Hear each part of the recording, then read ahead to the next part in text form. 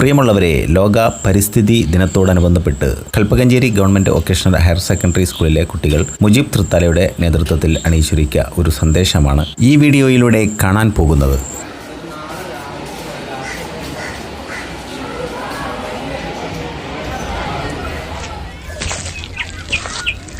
മക്കളെ ഒരു മിനിറ്റ്, ഇവിടെ വന്നാണ്. എല്ലാവരും മിഠായി കഴിച്ചല്ലേ? ഇത് നിങ്ങൾ കഴിച്ച മിഠായിയുടെ തോലാണ്. ഇത് നിങ്ങളുടെ ഉപേക്ഷിച്ച് പോയ കാഴ്ച കണ്ടതുകൊണ്ടാണ് ഞാൻ കഴിച്ചത്. മണ്ണിൽ ഇത് ഇട്ട് കഴിഞ്ഞാൽ ദുരന്തം എന്താണെന്ന് നിങ്ങൾക്ക് അറിയില്ല. ഞാൻ പറഞ്ഞു തരാം. ആരെങ്കിലും കുട്ടികളിത് നിലത്തിടാത്ത കുട്ടികൾ ഈ കൂട്ടത്തിലുണ്ടോ? Very good, very good, very good. നൽകാൻ നമുക്ക് ഈ കുട്ടിക്ക് കഴിയും. ഈ പ്ലാസ്റ്റിക് വസ്തുക്കളെ ഭൂമിയിൽ ഉപേക്ഷിച്ചുള്ള ദുരന്തങ്ങളാണ് ഞാൻ നിങ്ങൾക്ക് പറഞ്ഞത്. ഇപ്പോൾ ഇങ്ങനെയുള്ള തോലകളൊക്കെ നമ്മൾ മണ്ണിലിട്ട് കഴിക്കും. നമ്മൾ വെയിലും മഴയും കൊണ്ട് ഇതിങ്ങനെ ചെറിയ ചെറിയ പൊടികളായി. അങ്ങനെ നമ്മളെ മഴയൊക്കെ പെയ്യുമ്പോൾ ആ വെള്ളത്തിലൂടെ ഈ പൊടി തൊട്ടടുത്ത പാടത്തേക്കും പറമ്പിലേക്ക് ഒഴുകി വരും. അതുപോലെ തന്നെ വളരെ നൈസ് പൊടിയാകുമ്പോൾ കാറ്റൊക്കെ അടിക്കുന്ന സമയത്ത് നിങ്ങളൊക്കെ സ്കൂൾ ഗ്രൗണ്ടിലൊക്കെ ഉണ്ടാവും. നിങ്ങൾ അറിയാതെ ഇത് ശേഷിച്ചിട്ടുണ്ട്. അപ്പോൾ അതൊക്കെ വലിയ ആരോഗ്യ പ്രശ്നങ്ങൾ ഉണ്ടാക്കുന്ന കാര്യം.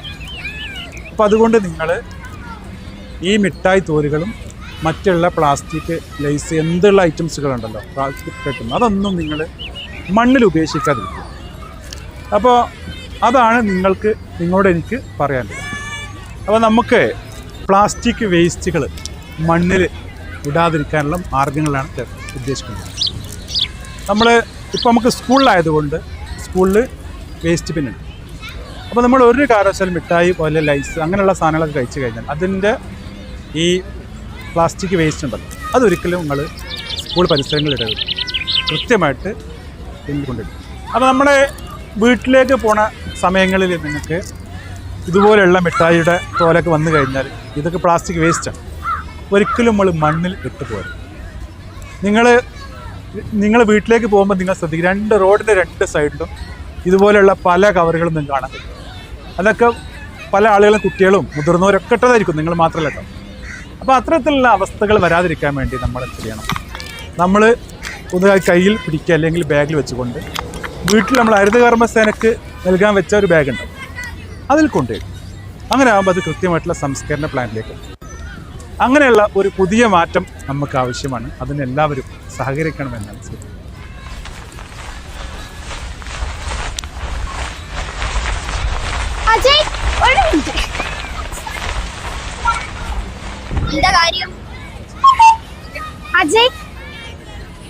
അജയ്, പ്ലാസ്റ്റിക് മാലിന്യങ്ങൾ പൊതുസ്ഥലങ്ങളിൽ വലിച്ചെറിയും.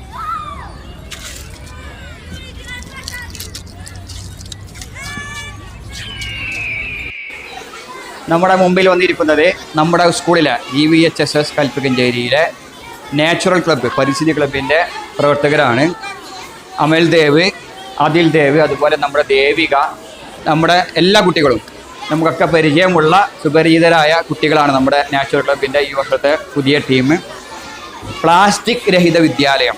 നമുക്ക് ഈ വർഷം നമ്മുടെ സ്കൂളിൽ green campus, clean campus, plastic രഹിത വിദ്യാലയമാണ്.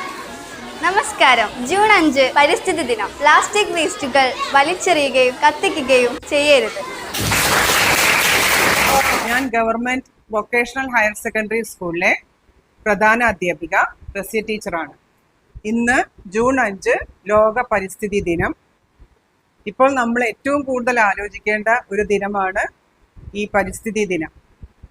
കാരണം നമ്മുടെ പ്രവൃത്തി കൊണ്ട് മലിനമാകുന്ന പരിസ്ഥിതിയെ സംരക്ഷിക്കേണ്ടത് നമ്മുടെ ചുമതലയാണ്. പ്ലാസ്റ്റിക് മാലിന്യം വലിച്ചെറിയുന്നതും കത്തിക്കുന്നതും മനുഷ്യരുടെ ആരോഗ്യത്തിന് വളരെ ഹാനികരമാണ്. പ്രകൃതിയുടെ സംരക്ഷണത്തിന് വേണ്ടി നമുക്ക് ഓരോരുത്തർക്കും കൈകോർക്കാം.